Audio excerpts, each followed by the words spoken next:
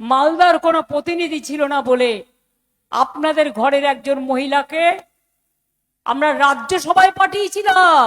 6 বছর তিনি ছিলেন, 1 মাস আগে রেজিগনেশন করেছেন।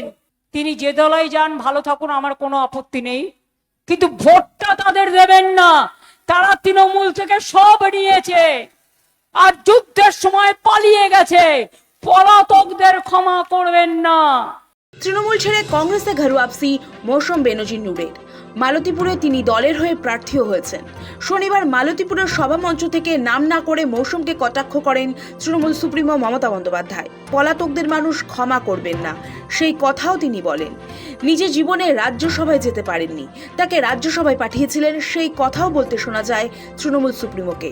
আমি নিজে জীবনে রাজ্যসভায় যেতে পারিনি, কোনো সুযোগ পাইনি। আর এত সুযোগ পাবার পর যারা দলের সাথে নির্বাচনের সময় বিরোধিতা করে, আমি বলি ওরা ভালো থাক, কিন্তু ভোটটা যেন না পাক। তিনি অন্য দলে গেছেন, আমার কোনো আপত্তি নেই। তিনি যে দলাই যান ভালো থাকুন, আমার কোনো আপত্তি নেই, কিন্তু ভোটটা তাদের দেবেন না। তারা তৃণমূল থেকে সব নিয়েছে আর যুদ্ধের সময় পালিয়ে গেছে। পলাতকদের ক্ষমা করবেন না। উত্তরের রাজনীতিতে গনি খান পরিবারের উত্তরাধিকার এক দীর্ঘস্থায়ী আবেগ, এ কথা সবারই মোটামুটি জানা। সেই আবেগে চড়েই কখনো বিধানসভা, কখনো লোকসভা, আবার কখনো রাজ্যসভার অলিন্দে পৌঁছেছেন মৌসুম বেনজির নূর। বাংলার সমকালীন রাজনীতিতে দ্রুত গন্তব্য বদলানো নেতার সংখ্যা কম নেই। সেই তালিকার অন্যতম একটি নাম মৌসুম। কংগ্রেসের হাত ধরে রাজনীতিতে হাতেখড়ি হওয়া কোতোয়ালি পরিবারের এই মেয়ে গত কয়েক বছরে তৃণমূল হয়ে ফের পুরনো ঘর কংগ্রেসে ফিরেছেন। এই আসা যাওয়ার রাজনীতিকেই শনিবার তুরুপে তাস করেছেন মমতা। মমতার দাবি, বিধায়কদের ভোটে নির্বাচিত করে মৌসুমকে দিল্লিতে পাঠিয়েছিলেন তিনি নিজে।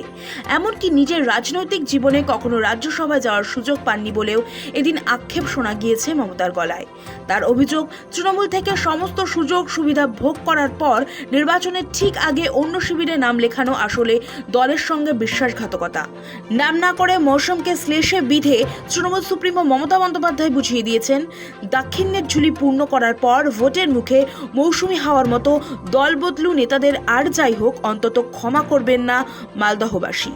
এখানকার মালদায় এত কাজ করার পরেও লোকসভার 2টো সিটের মধ্যে একটা কংগ্রেস পেয়েছে, একটা বিজেপি পেয়েছে, তৃণমূল কিন্তু পায়নি।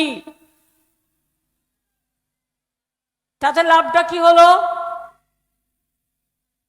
তৃণমূল কংগ্রেস থাকলে আপনাদের জন্য লড়তে পারত। আমরা তাই মালদার কোনো প্রতিনিধি ছিল না বলে আপনাদের ঘরের একজন মহিলাকে আমরা রাজ্যসভায় পাঠিয়েছিলাম। রাজ্যসভায় টিকিট পাওয়া 4টিখানি কথা নয়।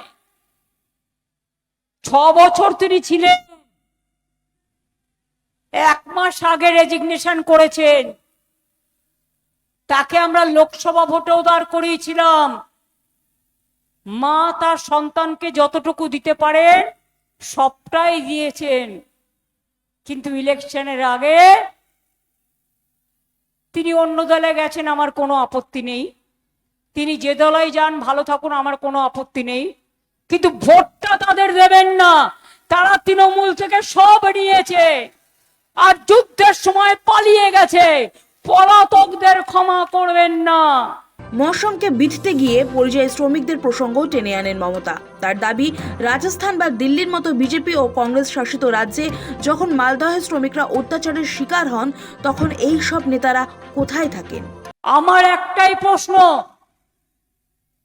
কংগ্রেস দল আর অন্যান্য দলদের কাছে, যারা নির্বাচন আসলেই বসন্তের কোকিল মনে হয়ে বড় বড় কথা বলে ভোট নিয়ে পালিয়ে যায়, তাদের জিজ্ঞেস করুন, যখন এসআইআর ক্যাম্প চলছিল আমাদের BLA 1 ছিল, আমাদের BLA 2 ছিল, তারা সাহায্য করেছে মানুষকে। তোমরা কোথায় ছিলে বসন্তের কোকিল? এখন ভোটের সময় কুহু কুহু করে ডাকছিল। বাংলার বাইরে বেরোলেই রাজস্থানে অত্যাচার, ব্যাঙ্গালোরে কংগ্রেস রাজ্যে অনেক পরিযায়ী শ্রমিককে বাংলা ভাষায় কথা বলার জন্য যেমন বিজেপি রাজ্যে অত্যাচার করা হয়েছে, ব্যাঙ্গালোরে কংগ্রেস রাজ্যেও করা হয়েছে। তামিলনাড়ুতেও সরকারে কংগ্রেস আছে, স্ট্যালিনদের সাথে ওখানেও অত্যাচার করা হয়েছে।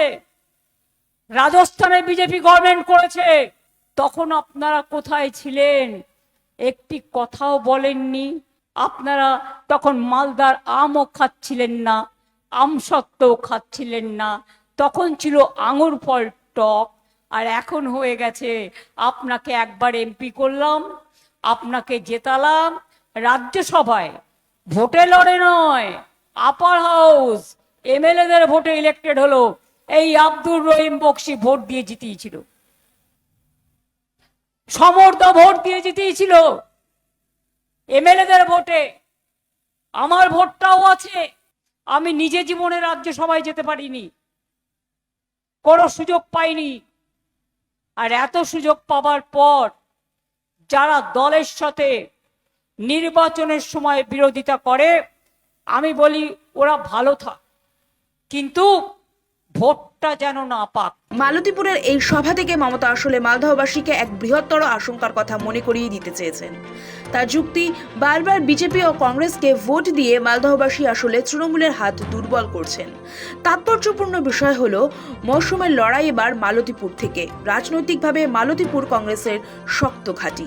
শুধু তাই নয়, এবার ওই বিধানসভা কেন্দ্রে কংগ্রেস মৌসম বেনজির নূরকেই প্রার্থী করেছে। মৌসুম এলাকায় প্রচারও করছেন। মৌসম বেনজির নূর কিছুদিন আগে পর্যন্ত তৃণমূল কংগ্রেসের রাজ্যসভার সাংসদ ছিলেন, তবে ভোটের আগে তিনি তৃণমূল কংগ্রেস ছাড়েন। রাজ্যসভার পদ থেকেও তিনি ইস্তফা দেন। কংগ্রেসে তার ঘর ওয়াপসি হয়। কংগ্রেস নেতা প্রাক্তন কেন্দ্রীয় মন্ত্রী গনি খানের ভাগ্নি মৌসুমকে মালদহের স্বাগত জানান কংগ্রেস নেতা কর্মীরা।